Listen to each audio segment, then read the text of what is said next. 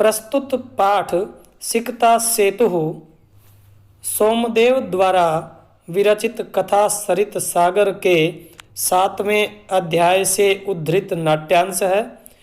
इस नाट्यांश में तपोदत्त नाम का कोई व्यक्ति तप के माध्यम से शिक्षा प्राप्त करना चाहता है, जिसका मार्गदर्शन स्वयं इंद्रदेव पुरुष के वेश में आकर करते हैं, जो नदी पर बालू रेत से पुल बना करके उन्हें यह दिखाना चाहते हैं कि जिस प्रकार से नदी पर बालू रेत से पुल नहीं बन सकता, उसी प्रकार से शिक्षा भी केवल तप के माध्यम से प्राप्त नहीं हो सकती।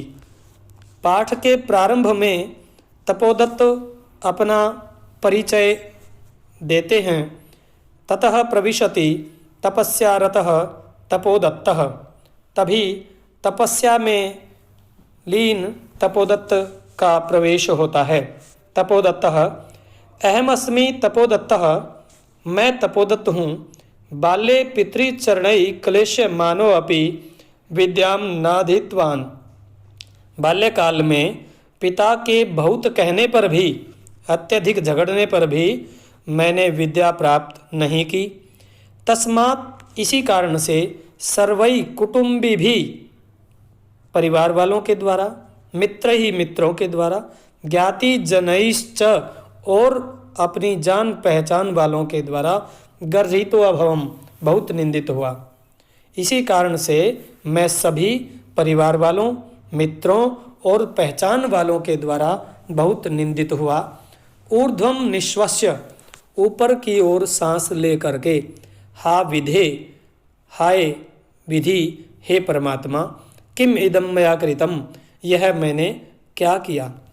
कीदृशी दुर्बुद्धिर आसीत तदा, तदा माने उस समय, कीदृशी किस प्रकार की, दुर्बुद्धि बुरी बुद्धि, आसीत माने थी, उस समय मेरी मति पता नहीं किस प्रकार की खराब थी। एतदपि न चिंतितम, यह भी विचार नहीं किया गया। चिंतितम माने सोचा गया या विचार किया गया। परिधानैर अलंकारैर भूषितो अपि न शोभते, नरो निर्मणि भोगीव सभायाम यदि वा गृहे। नरः मानव परिधानैर अलंकारैहि, परिधान अर्थात वस्त्र, अलंकार आभूषण, भूषित माने सुशोभित, शोभते सुंदर लगता है। मनुष्य आभूषण और वस्त्रों से सुसज्जित होने पर भी न शोभते, सुशोभित नहीं होता है। सभायाम यदि वा गृहे, चाहे वह सभा में हो या घर में। निर्मणि भोगी, वह मानव मणि से रहित सांप की तरह होता है। भोगी अर्थात सांप। जिस प्रकार से मणि के बिना सांप सुशोभित नहीं होता, उसी प्रकार से मानव भी वस्त्र और आभूषणों से सुसज्जित होने पर भी सभा में या घर में सुशोभित नहीं होता, यदि उसके पास शिक्षा नहीं है तो। इसलिए शिक्षा का महत्व भी यहाँ दर्शाया गया है। किंचित विमृश्य, कुछ विचार करके, भवतु अच्छा, किमेतत्, यह क्या, दिवसे मार्ग भ्रांत, किमेतेन, इससे क्या, दिवसे मार्ग भ्रांत संध्यायाम यावत यदि गृहम उपैति, उपैति माने आ जाता है, तदपि वरम, दिन का मार्ग भटका हुआ सायंकाल के समय तक यदि घर पर आ जाता है, तद अपि वरम, वह भी बहुत अच्छा है। वरम माने श्रेष्ठ। न असौ भ्रांतो मन्यते, असौ उसको, भ्रांतो न मन्यते, भटका हुआ नहीं माना जाता। अतोहम इदानीम तपश्चर्यया विद्याम वाप्तुम प्रवृत्तो अस्मि। अतः अहम, इसलिए मैं, इदानीम अब, तपश्चर्यया, तपस्या के द्वारा, विद्या प्राप्त करने के लिए प्रवृत्त हो गया हूँ, लग गया हूँ। जलोच्छलन ध्वनि श्रूयते, जल के उछलने की ध्वनि सुनाई देती है। अये कुतो अयम कल्लोलोच्छलन ध्वनि। अरे यह तरंगों के उछलने की ध्वनि कहाँ से आई? महामत्स्यो मकरो वा भवेत। महान बहुत बड़ी कोई मछली या मगरमच्छ होना चाहिए। पश्यामि तावत, तो देखता हूँ। पुरुषम एकम सिकताभिः सेतु निर्माण प्रयासम कुर्वाणम दृष्ट्वा सहासम। एक पुरुष को सिकताभिः बालू रेत के द्वारा सेतु निर्माण प्रयासम कुर्वाणम पुल बनाने का कार्य करने के प्रयास में दृष्टवा देख करके सहासम हंसते हुए। एक पुरुष को बालू रेत के द्वारा पुल बनाने का कार्य करते हुए देखकर हंसी के साथ हंत नास्त्य भावो जगति मूर्खाणाम। दुर्भाग्य की बात है, इस संसार में मूर्खों का अभाव नहीं है। जगति संसार में तीव्र प्रवाहायाम नद्याम मूढ़ोयम सिकताभिः सेतुम निर्मातुम प्रयतते। तेज प्रवाह वाली नदी में यह मूर्ख बालू रेत के द्वारा पुल बनाने के लिए प्रयत्न कर रहा है।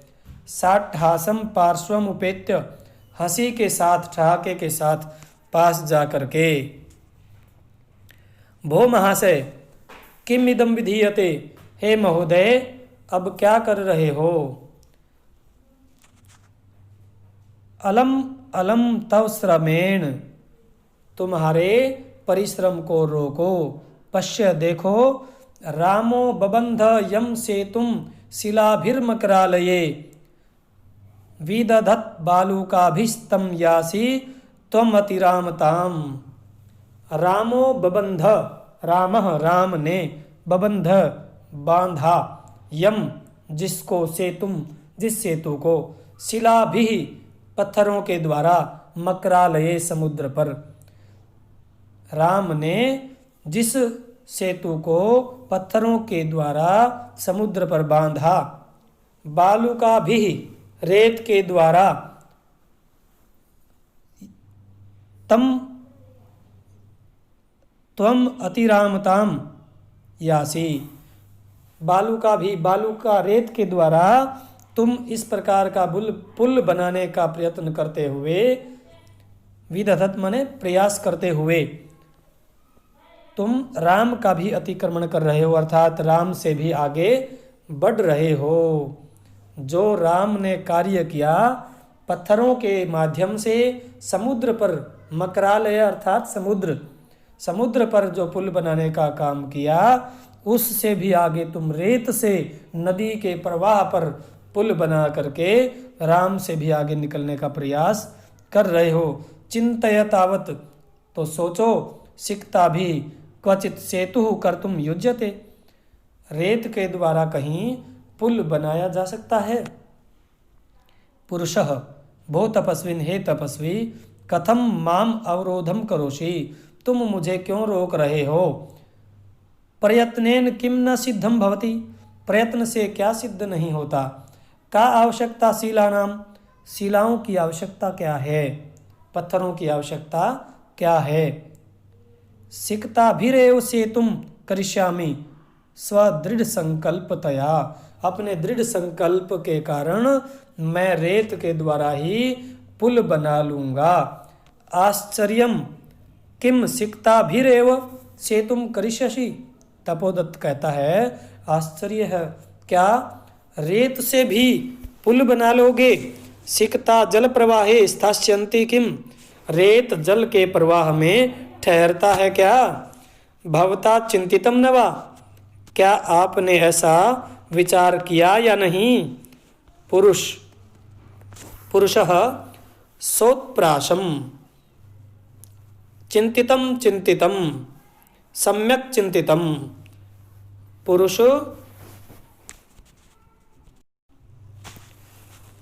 सोत्प्रासम अर्थात उत्साह के साथ, चिंतितम विचार कर लिया है। सम्यक चिंतितम अच्छी प्रकार से विचार कर लिया है। ना हम सोपान सहायतया अधिरोढ़ुम विश्वसिमि, अहम मैं सोपान सहायतया सीढ़ी की सहायता से अधिरोढ़ुम चढ़ने में न विश्वसिमि विश्वास नहीं करता हूँ। समुत्प्लुतैव गंतुम क्षमोऽस्मि उछल करके ही जाने में समर्थ हूँ। तपोदत्तः सव्यंग्यम व्यंग्यपूर्वक साधु साधु अच्छा अच्छा आंजनेयम अपि अतिक्रामसि क्या आंजनेय अर्थात हनुमान अंजनी पुत्र को भी अतिक्रामसी हनुमान का भी अतिक्रमण करते हो अर्थात उनसे भी आगे बढ़ गए। पुरुषः सविमर्शम विचार पूर्वक को अत्र संदेह यहाँ क्या संदेह है। किंच और क्या बिना लिप्यक्षर ज्ञानम तपोभिरेव केवलम यदि विद्या वसे स्युस्ते सेतुर एष तथा मम। बिना लिपि अक्षर ज्ञान के ही केवल तपो मात्र से ही केवल तपस्या के माध्यम से ही यदि विद्या वश में हो सकती है ते माने तुम्हारे यदि तुम्हारे बिना लिपि अक्षर ज्ञान के केवल तप मात्र से ही विद्या तुम्हारे वश में हो सकती है तो मेरा यह सेतु निर्माण का प्रयास वैसा ही है अर्थात तुम्हारी तपस्या से विद्या प्राप्त करने जैसा ही मेरा यह रेत से पुल बनाने का प्रयास भी है। तपोदत्तः सैव लक्ष्यम आत्मगतम तपोदत्त लज्जा के साथ मन में अये माम एव उद्दिश्य भद्र पुरुषोयम अधिक्षिपति यह भद्र पुरुष मुझे लक्षित करके ही आक्षेप कर रहा है। नूनम सत्यम अत्र पश्यामि निश्चय ही मैं देखता हूँ यह सत्य है। अक्षर ज्ञानम विना एव वैदुष्यम अवाप्तुम अभिलषामि अक्षर ज्ञान के बिना ही मैं विद्वत्ता को प्राप्त करने के लिए इच्छा करता हूँ। तदीयम भगवत्याः शारदाया अवमानना यह भगवती शारदा की अवमानना है अर्थात माँ सरस्वती का अपमान है।